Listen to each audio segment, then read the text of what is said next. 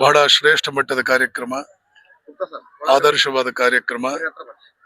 ಇಂಥ ಕಾರ್ಯಕ್ರಮಗಳಿಗೆ ಜನರು ಇನ್ನಷ್ಟು ಮತ್ತಷ್ಟು ಮಗದಷ್ಟು ಸ್ಪಂದಿಸಬೇಕು.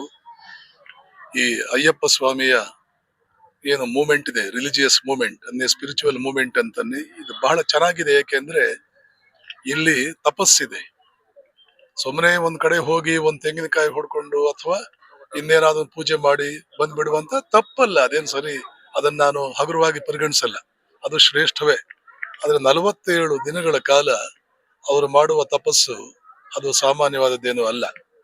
ಎಲ್ಲಿ ಆ ರೀತಿಯ ತಪಸ್ಸಿಗೆ ಒಂದು ಅವಕಾಶ ಇದೆ, ಅದೇ ಈ ಕಾರ್ಯಕ್ರಮದ ಪ್ರಧಾನ ಅಂಶವಾಗುತ್ತೆ. ಅದು ಅದ್ಭುತವಾದದ್ದು, ಸಾಮಾನ್ಯವಾದದ್ದಲ್ಲ. ಅದು ಪ್ರತಿ ಧರ್ಮವೂ ಕೂಡ ಅದನ್ನು ಸ್ವಲ್ಪ ಹೆಚ್ಚು ಕಡಿಮೆ ಅಳವಡಿಸ್ಕೊಂಡಿದೆ. ಮುಸಲ್ಮಾನರು ಕೂಡ ರಂಜಾನ್ ಕಾಲದಲ್ಲಿ ಒಂದು 40 ದಿನ ಇಂದ್ರಿಯ ನಿಗ್ರಹವನ್ನು ಅವ್ರು ಹೇಳ್ತಾರೆ. ಹೀಗೆ ಒಂದು ಧರ್ಮದ ಪ್ರಧಾನ ಅಂಶವೇ ಇಂದ್ರಿಯಗಳನ್ನು, ಮನಸ್ಸನ್ನು ಗೆಲ್ಲುವುದು ಹೇಗೆ. ಯಾಕೆಂದ್ರೆ ಶಂಕರಾಚಾರ್ಯ ಹೇಳ್ತಾರೆ, ಮನಸ್ಸನ್ನು ಗೆದ್ದವನು ಜಗತ್ತನ್ನೇ ಗೆದ್ದ. ಬುದ್ಧ ಹೇಳ್ತಾನೆ, 1000 ಇಂದ್ರರನ್ನು ಗೆಲ್ಲಬಹುದು, ಇಂದ್ರಿಯಗಳನ್ನು ಗೆಲ್ಲು ನೋಡೋಣ. ಹಾಗೆ ಆ ಇಂದ್ರಿಯಗಳನ್ನು, ಮನಸ್ಸನ್ನು ಗೆಲ್ಲುವುದಕ್ಕೆ ಇದೊಂದು ಮಹಾನ್ ಪ್ರೇರಣೆ, ಇದೊಂದು ಪ್ರಚೋದನೆ, ಅದ್ಭುತವಾದಂತ ನೆಲೆಗಟ್ಟು. ಮತ್ತು 100 ಜನ ಒಟ್ಟಿಗೆ ಈ ಕಾರ್ಯಕ್ರಮದಲ್ಲಿ ತೊಡಗಿಸಿಕೊಂಡಾಗ ಮತ್ತಷ್ಟು ಆಸಕ್ತಿ ಬರುತ್ತದೆ, ಏನೋ ಒಂದು ರೀತಿಯ ರಂಜನೀಯತೆ ಬರುತ್ತೆ, ಒಂದು ಪೊಯಟ್ರಿ ಬರುತ್ತೆ. ಹೀಗಾಗಿ ನನ್ನ ಮನಸ್ಸಿಗೆ ಇದು ಬಹಳ ಹಿಡಿಸ್ತು. ವಿಶೇಷವಾಗಿ ಯುವಕರು, ವಿದ್ಯಾರ್ಥಿಗಳಿಗೆ ಮೆಮರಿ ಪವರ್ ಇಲ್ಲ, ಓದಿದ ನೆನಪು ಯಾಕೆ ನೆನಪಿರಲ್ಲ ಅಂದ್ರೆ ಇಂದ್ರಿಯಗಳ ಮೇಲೆ 3 ಕಾಸಿನ ನಿಯಂತ್ರಣ ಇಲ್ಲ, ಮನಸ್ಸಿನ ಮೇಲೆ ನಿಯಂತ್ರಣ ಇಲ್ಲ. ಸಿಕ್ಕಿದ ಕಡೆ ಎಲ್ಲ ಇಂದ್ರಿಯಗಳನ್ನು ಬಿಡ್ತಾರೆ, ಏನೇನೋ ತಿಂತಾರೆ, ನೋಡ್ಬಾರದ್ ನೋಡ್ತಾರೆ, ಕೇಳ್ಬಾರದ್ ಕೇಳ್ತಾರೆ.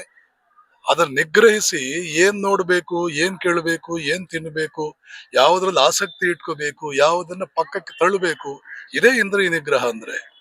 ಅದನ್ನ ವಿದ್ಯಾರ್ಥಿಗಳಿಗೆ, ಅಯ್ಯಪ್ಪನ ಭಕ್ತರು 90% ವಿದ್ಯಾರ್ಥಿಗಳಾಗ್ಬೇಕು.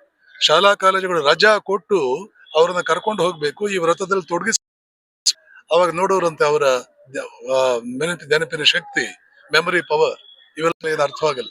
ಅರ್ಥವಾಗುವಂತಹ ಸಮಾಜದ ಸಾಲ್ಟ್ ಆಫ್ ದಿ ಅರ್ತ್ ಅಂತ ಕರಿತೀವಂತ ನಮ್ ಜಯಪ್ರಕಾಶ್ ಅಂತವ್ರು, ಅವರ ಸ್ನೇಹಿತರಂತವ್ರು, ಯಾರಿಗೆ ಸಮಾಜಕ್ಕೆ ಏನ್ ಕೊಡ್ಬೇಕು ಅಂತ ಅರ್ಥವಾಗಿದೆಯೋ ಅಂಥವರು ಇಂತಹದ್ದನ್ನ ಬಹಳ ಬೃಹತ್ ಪ್ರಮಾಣದಲ್ಲಿ ಮಾಡಕ್ ಹೋಗ್ತಾರೆ.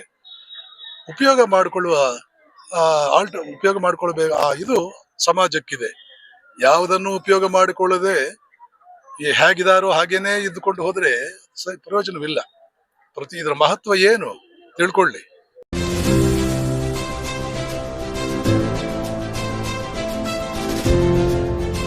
ಇದು ಸೂರ್ಯ ನ್ಯೂಸ್ ಕನ್ನಡ.